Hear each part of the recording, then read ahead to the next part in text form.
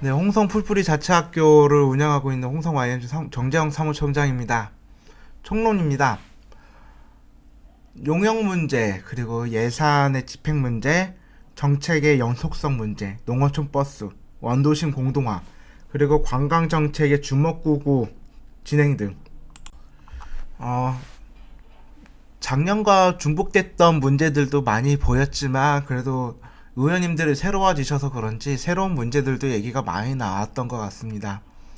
용역의 문제죠. 첫 번째로 용역의 문제를 말씀해 드리자면 용역이 지금 기본계획 그리고 종합계획 이런 식으로 용역이 중복돼서 진행되고 있고, 근데 그것은 다시 말해서 처음부터 마스터 플랜이 없이 돈이 생기는 대로 바로바로 용역을 줘서 중복 투자를 하고 있다는 그런 문제들이 이제 전반에 걸쳐서 얘기가 나왔습니다. 그래서 수의계약에 대한 그 관리 문제도 좀 소홀했던 것 같고, 답변 자료에 오타가 유난히 많았던 페이지이기도 했습니다. 금액부터 사업 주체까지요. 그리고 그 용역의 그 타당성 내용 자체가 타당성이 안 보이는 내용들, 그 청년광장에 골프장을 짓는다든가 뭐 이런 거요. 근데 그런 것도 문제가 좀 두드러졌었던 것 같아요. 근데 이것을 좀 본격적으로 좀 달아봐서 용역을 시작할 때부터 좀 뭔가 군청과 군의회 간의 이런 협력 관계에 있어서 좀 효과적인 정책들이 이제 진행됐으면 좋겠다 이런 생각이 듭니다. 그 타당성을 어떻게 판단했길래 매번 돈이 들어갈 때마다 이야기가 달라지고 내용조차 달라지는 것인지 좀 그런 문제에 대해서 좀 건설적으로 생각해 줬으면 좋겠다라는 생각이 좀 들었습니다. 다음은 예산 지원 문제인데요. 이 용역 문제랑 같이 지원되는 문제, 연결되는 문제예요. 용역이 계속 그렇게 바뀐다는 것은 예산의 그 근본 예산을 받아오는 책정되는 가장 근본적인 문제에 있습니다. 일단은 그 가정행복과 교육체육과 때도 말씀드렸지만 예산을 절대 스스로 줄일 수가 없는 거예요. 군청은요. 왜냐하면 예산이 줄면 그 과외의 그 정체성의 문제가 좀 뚜렷하게 나타나는 그런 영업적인 문제가 있거든요. 그렇기 때문에 예산을 계속 명시 2월이 아니라 사고 2월로 계속 키핑하고 그것을 계속 사용하기 위해서 새로 예산을 덧붙이고 그래서 용역을 다시 붙이고 이런 식으로 계속 진행이 되고 있어요. 근데 그게 홍주 천년 문제도 같이 들어가 있고 지금 죽도 문제, 그 다시 말해서 관광 정책 분야에서도 유난히 그런 부분들이 많이 보이고 있습니다.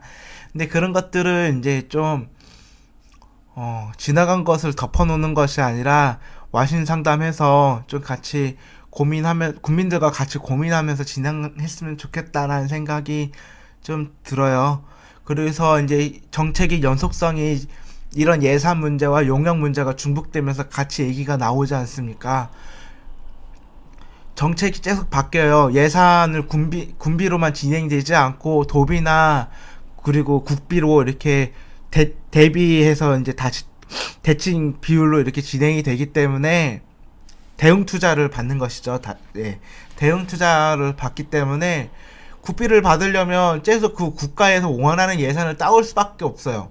그러니까 카톨릭 성지를 관광 상품화 하기 위해서 양반 마을 만들 수밖에 없는 그런 맥락과 일맥상통하고 있어요. 근데 그런 것들도 단순히 돈 따워서 사업을 진행한다는 거에서 멈춘 것이 아니라, 이것이 진짜 홍성군에 필요한 돈인 것인가. 이게 국비나 도비로 그냥 100% 진행되는 사업이 아니거든요. 결국은 군비가 들어가요. 근데 군비는 결국 집행될 수 있는 한계가 뚜렷이 있습니다. 그렇기 때문에 이 자원을 잘 아껴서 적시성 있게 바로 그 투자가 돼야 되는데 이것을 계속 사고 이열로 넘겨놓고 키핑해놓고 그러면 들어갈 곳에 들어가지 못하고 그냥 내년에 하겠습니다 하면서 진행이 돼버릴 수밖에 없는 그런 거죠. 이런 것도 좀 연속성들 같이 생각했으면 좋겠고요. 네, 이런 부분에서 조금 따로 빼는 것이 농어촌 버스 그리고 원도심 공동화 문제 이렇게 같이 진행이 되는데, 지금 홍주역에서 지금 그 노선이 지금 적자 노선이 매우 많고 그것을 40억씩 군비로 메꾸주고 있습니다. 근데 이것은 노선권의 문제가 명확해지지 않고 있고, 그리고 이게 조율이 되지 않은 상태에서 지금 헐레벌떡 주도권이 뺏기고 있다는 생각이 들고 있거든요. 근데 이것을 서로 건설적인 방향으로 협의할 수 있었으면 좋겠다는 생각을 많이 가지고 있습니다. 다시 말씀드리자면 백원 택시와 그 농어촌 버스를 다시 같이 연계를 해서 버스가 운행할 필요가 버스 승객이 별로 없는 곳에 택시를 운영을 하면서 좀 그런 적자 노선을 좀 줄이고, 그리고 배차 간격도 다시 줄여서 버스도 사람들이 많이 탈 수 있게 하고, 그리고 택시도 같이 사양 사업인 택시도 같이 성장했으면 좋겠다 이런 생각을 가져요. 그 버스만 있다고 대중교통이 부실한 게 아니거든요. 지금 서울 빼고 지하철은 다 지금 적자입니다. 그럼에도 불구하고 대부분 그렇기 때문에 지금 대부분 버스로 운영되고 있는 지자체들 많고요. 그렇기 때문에 버스가 대중교통의 가치가 유난히 유지될 수 있는 부분이 있고, 그렇기 때문에 버스를 어떻게 건설적으로 살릴 것인가, 이것을 당장 호주머니 걱정하지 말고 좀 장기적으로 잘 이렇게 협의해 나갔으면 좋겠다 는 생각이 듭니다. 왜냐하면 농어촌 버스는 점점 적자가 커질 거거든요. 그리고 그 사업자 입장에서 그 노동자의 인권이 점점 커지고 있기 때문에 인건비라든가 근무 시간이라든가 이런 것들이 사업장이 점점 부담이 가기 때문에 이 적자 노선은 점점 커질 수밖에 없어요. 그렇기 때문에 반드시 이것은 근본적인 합의가 진행되어야 될 겁니다. 그리고 원도심 공동화 문제가 있는데요. 지금 홍성읍은 내포 신도시의 영향으로 급격한 공동화를 겪고 있습니다. 가장 가까운 데는 바로 광천이죠. 광천도 되게 큰 도시였는데 지금 홍성읍에 그런 행정들이 몰리면서 광천이 완전 그 고스트 시티가 돼버리고 있잖아요. 2만 명 선으로 지금 떨어져 있고요. 근데 그런 게 지금 홍성읍에도 진행이 되고 있단 말이다. 이것을 그냥 고민한다고 문제가 아니라 주민들이랑 같이 고민했으면 좋겠다는 생각도 많이 가져요. 지금 단순히 원도심을 관광도시화 한다는 것으로 지금 가고 있는데, 관광 산업 정책도 지금 다음에 말씀드리겠지만 상당히 주먹구구이기 때문에 성공의 명확성도 되게 적고, 결국은 원도심이 왜 공동화가 되냐는 거에 대해서 다시 생각해 볼 문제거든요. 사람이 살만한 곳이어야 된다. 이것은 인구 정책과 맞물려 있고, 그리고 결국은 지역 경제와도 맞물려 있는 거거든요. 지금 보조금 많이 줘서 옆 동네 사람들 빼온다고 우리가 영원하진 않아요. 지금 한반도 자체가 인구가 줄고 있기 때문에 인구를 생산하는 방식으로 생각을 해야지, 인구를 등록해 와서 빼온다는 생각으로 빨리 시승격을 해야 되겠다는 생각으로 이 원도심을 바라보고 그 군의 정책을 바라보면은 절대 성공할 수 없다는 것이 저희 풀뿌리 자치학교의 그 회의 내용이거든요. 근데 이것을 주민들과 함께 고민했으면 좋겠다는 생각을 가지고 있습니다. 공동화 문제는 도시정책이기 때문에 돈이 크게 들어가요. 근데 그것을 크게 들어간다고 그것을 소화할 수 있는 몇몇의 사업자와 고민한다고 여기에 사람이 있지 않아요. 근데 그것을 같이 고민했으면 좋겠습니다. 그리고 관광정책이 주먹구구인데요. 지금 관광이 지금 죽도도 진행되고 있는데, 말씀드렸다시피 지금 용역을 계속 주면서 사업이 계속 변경되고 있고, 사업 가치에 대한 타당성이 지금 암묵적으로 물어보지 않고 있는 그런 분위기가 좀 진행되고 있어요. 그리고 광천과 남당리의 이 관광지 신뢰성 문제에 대해서 또 좀 걱정이 있고, 마을마다 권역 사업이 진행되고 있는데 그 권역 사업이 진행만 됐지 지금 유지가 안 되고 있거든요. 다시 말해서 관광을 주먹구구로 투자한다고 이게 진행이 되지 않는다는 겁니다.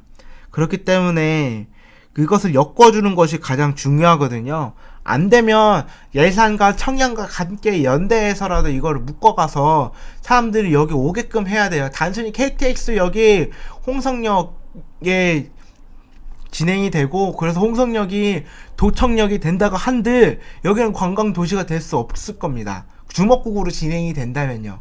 그렇기 때문에 관에서는 반드시 이 신뢰성 있는 상인의 운영을 위해서 보조금이라든가 이런 것을 빌미로 신뢰성 있는 물건을 팔 수 있게끔, 그리고 상업이 진행될 수 있게끔 컨트롤을 해주셔야 되고요. 그리고 지금 산지되어 있는 관광 상품들을 묶어줘야 돼요. 패키지화 해야 된다는 겁니다.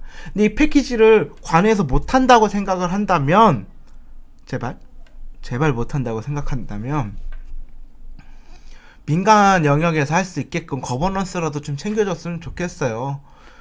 관광 분야 얘기할 때도 이게 말씀을 드렸지만, 이게 관광으로 생계업을 하는 사람들은 이게 생계기 때문에 되게 절실하거든요. 그렇기 때문에 연대가 빠르고 거기서 나온 관광 상품들이 많이 나올 수 있어요. 그것을 홍성군에서 취합해주고 대신 홍보해준다면 관광 정책 별거 없거든요. 근데 그런 식으로 갔으면 좋겠다는 생각이 듭니다. 그리고 마지막으로 군의원님들한테 바라는 점이 있다면, 먼저 매우 수고했다는 말씀을 드리고 싶어요. 정말로요. 기본적인 공부가 되어 있지 않은 상태에서 3개월 만에 행정사무감사를 준비하는 건 매우 어렵습니다. 저 가까운 논산만 해도 지금 11월에 행정사무감사를 진행할 계획이 있거든요. 근데 지금 이렇게 빨리 진행을 해서 예산 심의를 이제 내년도 예산 심의를 이제 준비하는 과정에 있는 거죠. 그래서 올해 안에 이 행정을 잘 감시하고 정책을 꾸려갈 수 있게끔 하기 위해서 행정사무감사를 이렇게 열성적으로 준비했다는 것을 저희가 충분히 알고 있고, 그렇기 때문에 칭찬이랄까요? 고생했다는 격려의 말씀을 꼭 드리고 싶었어요. 또 하나는 감사라든가 이게 군의의 활동을 혼자 하시기 되게 어려우실 거라는 생각도 듭니다. 본인의 평생 동안 지내왔던 영역이 그 모든 부서와 정책을 포괄할 수 없기 때문에 이 행정사무감사라든가 예산 심의할 때 고민이 많이 되실 거예요. 근데 그것을 혼자 끙끙 앓지 않고 함께 팀플레이를 해야 된다고 저희는 한 번 더 생각을 해봅니다. 각 분야에 전문가들 많거든요. 근데 그것을 연결시켜주고 그런 얘기를 같이 들으면서 건설적인 얘기로 이렇게 진행이 될 수 있는 것들이 많아요. 그리고 의원님들 사이에서도 팀플레이가 진행됐으면 좋겠다는 생각도 듭니다. 지금 의원님들 중에서도 그 팀플레이가 어느 정도 되시는 분들이 눈에 보였는데요. 근데 그것을 같이 시나리오 짜듯이 같이 협력을 좀 끈끈이 해서 하나씩 잡아갔으면 좋겠어요. 모든 것이 한 해 안에 일어날 수 없고 4년 만에 일어날 수는 없어요. 다시 다 잡아갈 수는 없다는 것이죠. 그렇기 때문에 하나씩 팀플레이로 천천히 잡아갔으면 좋겠다는 말씀 드리면서 이상으로 2018년 행정사무감사 모니터링을 마치고자 합니다. 지금까지 들어주신 시민 여러분 감사드리고요. 내년에 또 뵙겠습니다. 감사합니다.